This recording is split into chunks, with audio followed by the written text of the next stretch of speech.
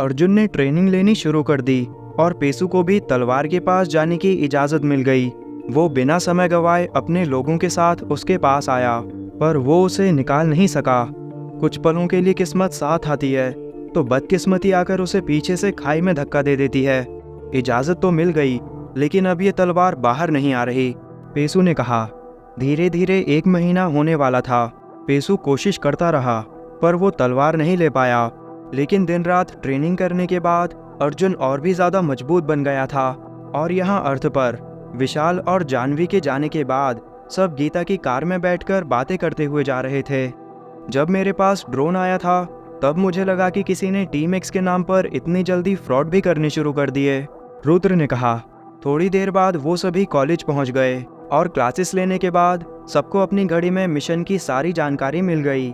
Government के सभी लोग जो कि अभी दिल्ली में थे, टीम एक्स ने उनके पास उनके किए गए सभी गैरकानूनी कामों की जानकारी भेज दी थी, जिन्हें देखकर वो सभी डरे हुए थे, पर साथ ही अपने साथ अपनी कुर्सी बचाने की भी पूरी कोशिश कर रहे थे।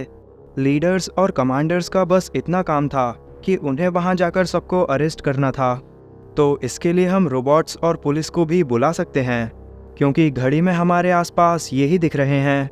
शायद टीम एक्स में अभी होल्डर्स और मेंबर्स नहीं हैं, कार्तिक ने कहा। जल्दी से जाकर उन्हें अरेस्ट करो, वो सब वहाँ से जाने वाले हैं। उन सबके कानों में मिस्टर किंग की आवाज़ आई। कॉलेज के बाहर वो सब जाने के लिए तैयार थे। तभी उनके पास वही ड्रोन्स आए जो उन्हें हेडक्वार्टर्स लेकर गए थे। तुम यहाँ क्या कर रहे हो? गणेश ने पूछा। वहाँ 6 ड्रोन्स आए थे। हम आप सबके पर्सनल ड्रोन्स हैं, जो हर मिशन में आपके साथ रहकर वो सब करेंगे जो आप कहोगे, गणेश के ड्रोन ने जवाब दिया।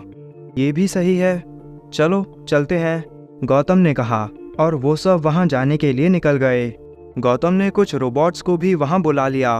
उन्हें पता चला कि वहाँ पुलिस अकेले ही सब कुछ संभाल रही थी। तुम्हारा बचकर जाना मुश्किल है, लीडर्स और कमांडर्स आते ही होंगे, एक रोबोट ने अंदर बैठे सभी गवर्नमेंट के लोगों से कहा। पुलिस भी रिपोर्टर्स को रोकने की कोशिश कर रही थी, क्योंकि वहाँ अंदर गवर्नमेंट के कुछ जाने माने बड़े चेहरे भी थे। गौतम और बाकी सब वहाँ आ गए, पर पुलिस ने उन्हें भी पीछे ही रोक लिया। तुम अंदर नहीं जा सकते, पीछे रहो, पुलिस ऑफिसर ने कहा। हम यहाँ उन्हें अरेस्ट करने आए हैं। गवर्नमेंट में सबसे ज़्यादा गैरकानूनी काम करने वालों की जानकारी है हमारे पास, गौतम ने कहा। और तुम लोग बाहर क्या कर रहे हो? अंदर जाकर पकड़ो उन्हें, गणेश ने भी कहा। हमें ऑर्डर्स देने वाले तुम होते कौन हो? ऑफिसर ने पूछा। तभी 2 रोबोट्स उनके पास आए और उस ऑफिसर से बोले, इन्हें मत रोको, यही टीम एक्स के लीडर्स और कमांडर्स हैं, जिन्होंने हमें और पुलिस को यहाँ बुलाया है। इन्हें अंदर जाकर उनसे बात करने दो। ये सुनते ही भीड़ में सभी की नज़रें उन्हें ही ढूंढने लगीं। रिपोर्टर्स जो कि उस मीटिंग हॉल के बाहर खड़े लाइव न्यूज़ दे रहे थे, लीडर्स और कमांडर्स के बारे में सुनते ही उन्होंने सबको घेर लिया। उनके चारों ओर से रिपोर्टर्स के सवाल आने शुरू हो गए। गौतम, अंदर जाकर ध्यान रखना, वो और उनके सिक्योरिटी गार्ड्स तुम पर हमला कर सकते हैं। गौतम के कानों में शक्ति की आवाज़ आई।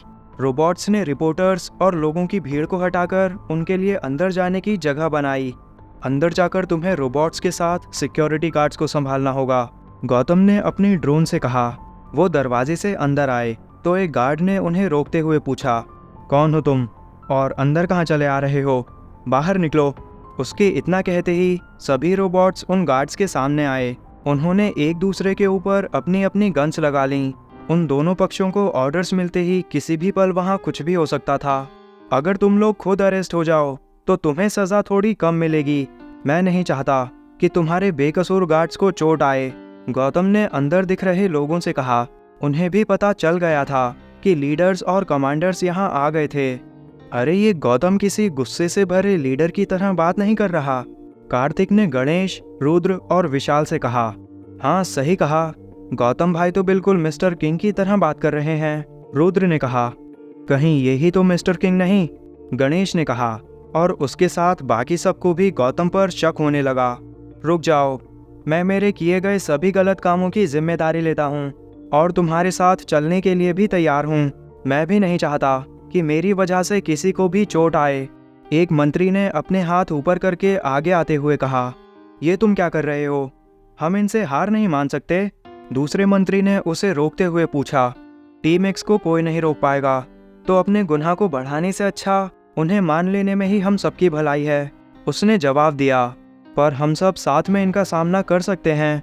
एक और मंत्री ने उसे रोकते हुए कहा, हम रोबोट्स का ही सामना नहीं कर सकते, और वो तो फिर भी टीम एक्स के बड़े लोग, लीडर्स और कमांडर्स हैं। उस मंत्री ने कहा और अपने आप को पुलिस को सौंप दिया। वो सही बोल रहा है, हमारा समय खत्म हो गया, अब हम कुछ नहीं कर सकते। मैं भी अपने गुनाह मानता हूँ, एक और मंत्री ने आगे आते हुए कहा। फिर धीरे धीरे और भी लोगों ने खुद को पुलिस को सौंप दिया। जिन्होंने उनकी बात नहीं मानी, उन्हें गौतम और बाकी सब ने पकड़ लिया। लगभग 40 से ज़्यादा मंत्रियों को पुलिस मीडिया के सामने से अपने साथ ले गई। आज टीम एक्स की वजह से देश के बड़े भ्रष्टाचारी पकड़े गए, जिन्हें अभी तक हम चाहकर भी नहीं पकड़ सकते थे। आप सबका और मिस्टर किंग का शुक्रिया, संतोष ने उन सबसे कहा और वहाँ से चला गया। जब गौतम और बाकी सब वहाँ से जा रहे थे, तब रिपोर्टर्स ने उन्हें फिर से घेर लिया। सर, इतने लोगों को पकड़ने के बाद टीम एक्स अब आगे क्या करेगी? एक रिपोर्टर ने रुद्र से पूछा। गौतम भाई, आप बोलिए, हमारे भी लीडर आप ही हो। रुद्र ने रिपोर्टर्स को गौतम की ओर करते हुए कहा। इनके अलावा देश में अभी और भी ऐसे लोग हैं जिन्होंने बेहद गलत काम किए हैं। धीरे धीरे टीम एक्स उन सबको पकड़ लेगी। उन्हें सज़ा देने के बाद उनके ब्लैक मनी को देश में अच्छे कामों में इस्तेमाल किया जाएगा। गौतम ने कहा, अब मुझे इस पर पूरा शक है कि यही मिस्टर किंग है। कार्तिक ने धीरे से कहा। उसकी बात सुनकर सभी ने अपना सिर हाँ में हिलाया। सर, एक और सवाल। मिस्टर किंग ने कहा है कि जब तक वो नहीं चाहते तब तक वो दुनिया के सामने नहीं आएंगे, पर क्या आप लोगों ने उन्हें देखा है? क्योंकि आप सब टीम एक्स की बड़ी पोस्ट पर हो। दूसरे रिपोर्टर ने पूछा। हम लोगों में से किसी ने भी ना तो उन्हें देखा है और ना ही हम जानते हैं कि वो कौन हैं। हो सकता है कि सामने ना आने की उनकी कोई अपनी वजह हो। ये भी हो सकता है कि वो हमारे बीच ही खड़े हों और सब कुछ देख रहे हों। गौतम ने जवाब दिया। अब गौतम अपनी बात कर रहा है। मिस्टर किंग हमारे बीच ही हैं, स्नेहा ने कहा। वो सब रिपोर्टर्स के सभी सवालों के जवाब देने के बाद वहाँ से चले गए। गवर्नमेंट के जाने के बाद देश में अब पूरी तरह से टीम एक्स का राज है, और जैसा कि मिस्टर गौतम ने कहा, हम नहीं जानते, पर शायद मिस्टर किंग हमारे आसपास रहकर खुद से ही हर चीज़ पर नज़र रख रहे हैं। सभी रिपोर्टर्स ने अपनी लाइव न्यूज़ खत्म करते हुए कहा। अब टीम एक्स के लीडर्स और कमांडर्स दुनिया के सामने आ गए थे। जब गौतम और बाकी सब रिपोर्टर्स से बात कर रहे थे, तब विशाल सबसे पीछे खड़ा था, जिसकी वजह से उसका चेहरा कोई नहीं देख पाया। उन सबको वापस हेडक्वार्टर आने का ऑर्डर मिला, तो वो सब गीता की कार से जा रहे थे। वैसे तो हम जान ही गए हैं, पर हम तेरे मुंह से सुनना चाहते हैं कि तू ही मिस्टर किंग है, गणेश ने कहा, और वो सब गौतम की ओर देखने लगे। मैं कुछ समझा नहीं, तुम सब मुझे ऐसे क्यों देख रहे हो? गौतम ने पूछा। जिस तरह से तू बात कर रहा था और सबको ऑर्डर्स दे रहा था, उससे पता चलता है कि तू ही मिस्टर किंग है। तो ये बात तू हमसे तो मत छिपा, हम तेरा राज किसी को भी नहीं बताएंगे, कार्तिक ने कहा। पर मैं किंग नहीं हूँ, गौतम ने कहा। हम तेरा सच जान चुके हैं, तो तुझे झूठ बोलने की ज़रूरत नहीं है, गणेश ने कहा। क्या तुम सबको लगता है कि मैं किंग हूँ? गौतम ने पूछा, तो सभी ने उसकी ओर देखकर हाँ कहा। मुझे नहीं पता कि तुम्हारे दिमाग में क्या चल रहा है, पर मैं किंग नहीं हूँ। तुम दोनों जानते हो कि मुझसे मेरे साइंस प्रोजेक्ट्स ही नहीं बनते, तो मैं इतने सारे रोबोट्स कैसे बना सकता हूँ? उसने आगे अपनी सफाई देते हुए कहा। वैसे तेरी बात तो सही है, पर हमारा शक तो तुझ पर ही रहेगा, गणेश ने कहा, और थोड़ी देर बाद ही वो सभी वापस हेडक्वार्टर पर आ गए। तो तुम सबका पहला मिशन कैसा रहा? राघव ने पूछा। बहुत सही, बिना किसी को चोट पहुंचाए मिशन कंप्लीट हो गया, गौतम ने कहा।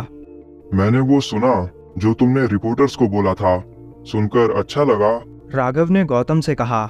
मैंने तो बस वही बोला जो सच्चाई है, गौतम ने अपने साथियों की ओर देखकर कहा। देखो तो ज़रा, अपनी तारीफ खुद से करके कितना खुश हो रहा है, गीता ने उन सबसे कहा। मैं तुमसे पूछना भूल गया कि अब तुम लोग इस सब को कैसे संभालोगे? सबके साथ तुम्हारे कॉलेज में भी पता चल गया होगा कि तुम कौन हो, शक्ति ने पूछा। ये तो हमने सोचा ही नहीं, लेकिन क्या फर्क पड़ता है, जो होगा देखा जाएगा, कार्तिक ने कहा। ध्यान रखना, अपनी पोजीशन का तुम गलत इस्तेमाल नहीं कर सकते, और अगले मिशन की जानकारी तुम्हें मिल जाएगी। एक और बात, तुम अपने ड्रोन्स अपने साथ ले जा सकते हो। आज से वो तुम्हारे हुए। वैसे अपने ड्रोन से तुम कुछ भी करा सकते हो, उससे मुझे कोई दिक्कत नहीं होगी। राघव ने अपनी बात खत्म करते हुए कहा। उस प्लेनेट पर भी अर्जुन को 1.5 महीने हो गए थे और सब कुछ वैसा ही था। बस अर्जुन भी अब 18 मिनट तक अपनी सांस रोक सकता था। वो अपनी पूरी एनर्जी लगाने के बाद स्पीड में भागने की कोशिश कर रहा था। जैसे पहले वे के भागने पर बिजली चमक रही थी, लेकिन पेसू अभी तक तलवार नहीं निकाल पाया। यहाँ तक कि अब वो भी तलवार के पास किसी भी समय जा सकता था। वे ने उसे भी इजाज़त दे दी थी, क्योंकि वो जानता था कि पेसू तलवार को कभी नहीं निकाल पाएगा। अर्जुन काफ़ी समझदार है, जिसकी वजह से वो सब कुछ जल्द ही सीख गया, और शायद उसकी पावर पेसू से भी ज़्यादा हो गई है।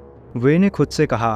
वो अर्जुन को ट्रेनिंग करते और पेसू को तलवार निकालते हुए देख रहा था।